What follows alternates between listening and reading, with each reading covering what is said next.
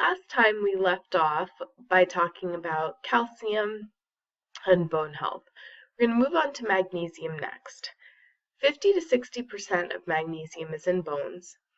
It's in cells and fluids. It's needed for calcium regulation, blood pressure regulation, the stabilization of ATP structures, which in turn are important for energy release from carbs, fat, and protein, nerve and muscle functioning, DNA, RNA, and protein synthesis. The RDA is 420 milligrams for men and 320 for women.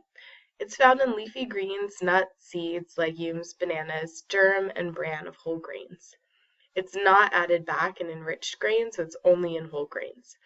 Deficiency is rare, but it could cause osteoporosis, nausea, muscle weakness, cramping, irritability, mental derangement, blood pressure, and heartbeat changes. Excess, there's no effects from food, but drugs or supplements can cause nausea, vomiting, low blood pressure, and other cardiovascular changes. As you can see, the sources here, it's found in mostly vegan type of products. You have a tiny bit in your meat and your milk, but mostly in your veggies and your whole grains and your beans and nuts and seeds. Sulfur is the next one. So there's actually no RDA for sulfur because it's part of every amino acid and protein. So when we talked about amino acids, we talked about them folding over each other to create their structure. So sulfur bridges are actually how they create their structure. Glutathione is an enzyme system that sulfur is part of, and it's needed for detoxification. It's also a component of the B vitamins thiamine and biotin. It regulates acidity. It's part of the dietary proteins and sulfur-containing vitamins we just talked about. And then it's also found in some food preservatives. So you've probably seen the words sulfate or sulfuric acid. There's no known deficiency because it's pretty impossible to take it out of the diet unless you took all protein out of the diet as well. And you'd see kwashiorkor or marasmus first. So just as a little summary here, you can find a summary of calcium, phosphorus, magnesium, and sulfur in table 8.3. So next we're going to move on to the trace minerals. Iron is the most important trace mineral we're going to talk about because it is the most likely for deficiency in the US. It's part of hemoglobin, the protein that transports oxygen to body cells and carries carbon dioxide away. It's needed for other iron-containing proteins such as myoglobin, which is a muscle protein increasing oxygen available for contraction. It's needed for ATP production, and heme iron in proteins is absorbed more readily, almost twice or more efficiently than non-heme protein from plant sources. So this is just depicting iron absorption, uses, and loss. So iron in food. The amount depends on whether it's heme or non-heme, and then the presence of some other dietary factors that we'll talk about that could enhance or inhibit absorption. Some iron is lost in shed mucosal cells as well. Once absorbed, iron's transported. When stores are low or needs increase, than when stores are high. Body cells use iron to make myoglobin and other proteins. The bone marrow uses iron to make hemoglobin for red blood cell synthesis. And iron from old red blood cells is reused. Some can be lost through blood loss, and it's stored in the liver and spleen. So you can see that loss through blood loss is pretty important for women of childbearing age, since most lose blood once a month during their menstrual cycle. The RDA is 8 milligrams a day for adults. That goes up to 18 milligrams a day for women versus 8 for men. It's the only mineral that is way higher in terms of women's needs than men's needs. The UL is 45 milligrams a day.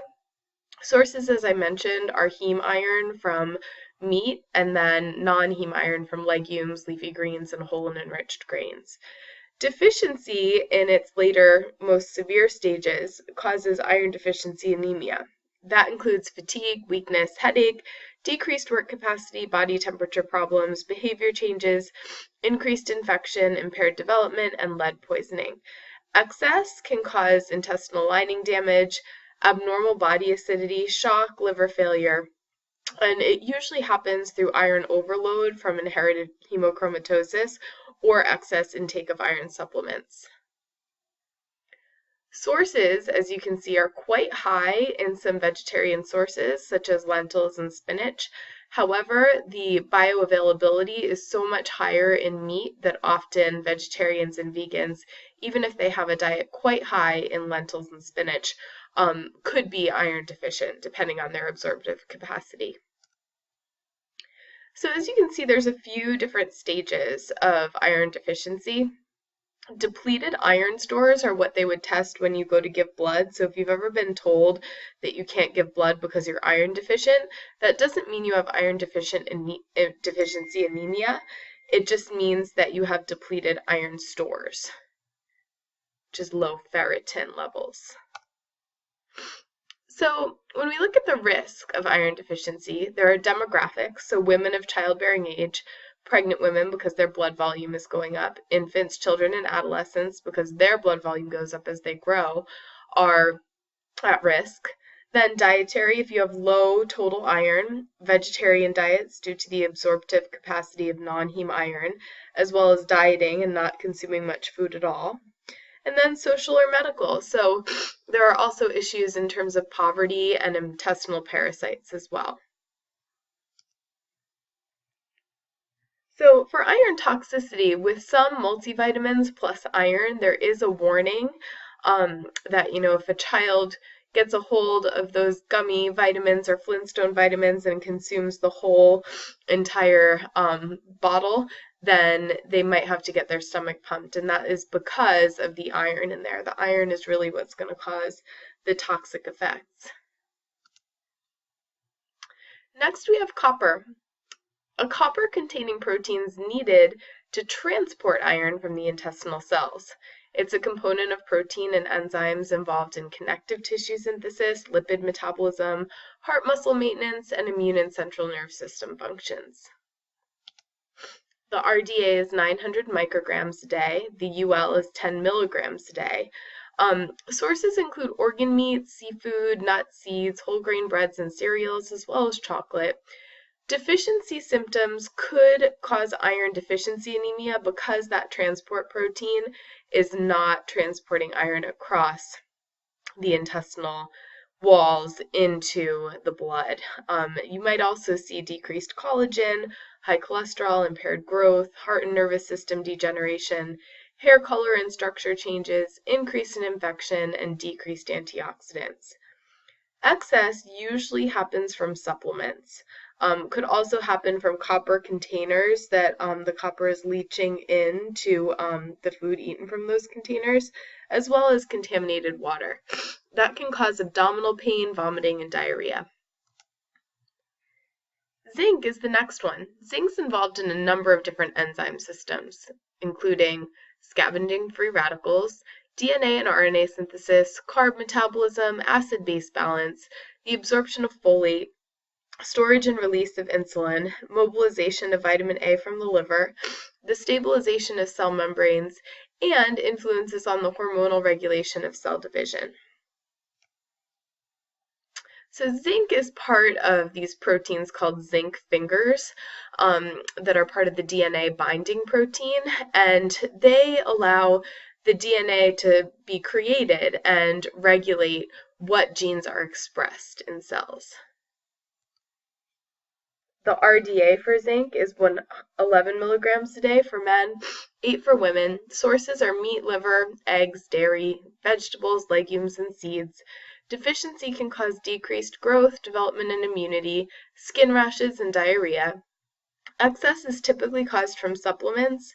It can cause gastrointestinal irritation, vomiting, appetite loss, diarrhea, abdominal cramps, headaches, decreased immunity, decreased HDL, and decreased copper and iron absorption.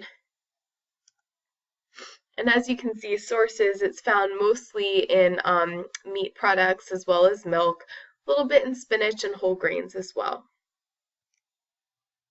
Selenium is our next one. Selenium is incorporated into the structure of certain proteins, including glutathione peroxidase, which decreases oxidative damage. It's also part of a protein needed to make thyroid hormones. The RDA is 55 milligrams a day for adults. The UL is 400 milligrams a day. And good sources of selenium are really dependent on how much selenium is in the soil where food grows, or the animals that eat the food that's grown in the soil.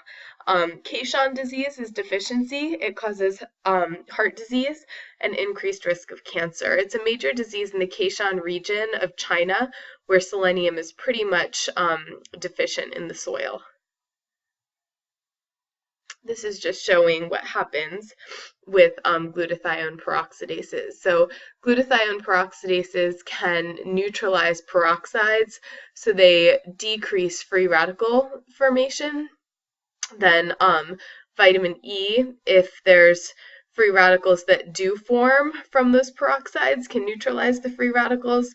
And then vitamin C, as you remember, it's not in this picture, but vitamin C will come back and neutralize vitamin E, and then you have no cellular damage and everybody is a happily paired electron again. So when we look at soil selenium, so selenium deficiency can cause two different types of diseases. It can cause Caisson disease, which is a heart condition. It can also cause the Caschen-Beck disease, which is a debilitating arthritis. And as you can see here, in different parts of China, there are different places where selenium is either really high, where you might see toxicity symptoms, or really low, where you might see Caisson disease when selenium deficiency is accompanied by a viral infection. Iodine is our next one. 3/4 of iodine is in the thyroid gland, and it's a component of thyroid hormones that regulate metabolic rate, growth, and development, and promote protein synthesis. As you can see here, TSH is going to, without the presence of iodine, accumulate in the thyroid gland. No thyroid hormones are made. The TSH release continues, and the thyroid gland will enlarge to form a goiter. When iodine is available, then the thyroid hormones are made and normal thyroid levels go back and tell the thyroid gland to stop producing TSH. And so then that regulation pattern just keeps happening and no enlargement occurs. So iodine deficiency causes a goiter or enlargement of the thyroid gland. And that is a picture of a severe goiter in the person on the right-hand side. And you can see that, in certain regions of Africa and Asia, there's a lot of iodine deficiency. We used to have a problem with it in the US, but we started iodizing salt, and iodine deficiency was pretty much wiped out. RDA is 150 milligrams a day, UL 1100 milligrams a day. The major source in our diet is iodized salt, but we'll also get it from seafood and then some food contaminants and additives. Goiter is the major deficiency symptom, but we also might see cretinism in babies, which would cause brain damage. Excess will also cause a goiter because too many thyroid hormones are made, and that can cause the thyroid to enlarge as well. And there is our iodized salt. So we'll stop there for now.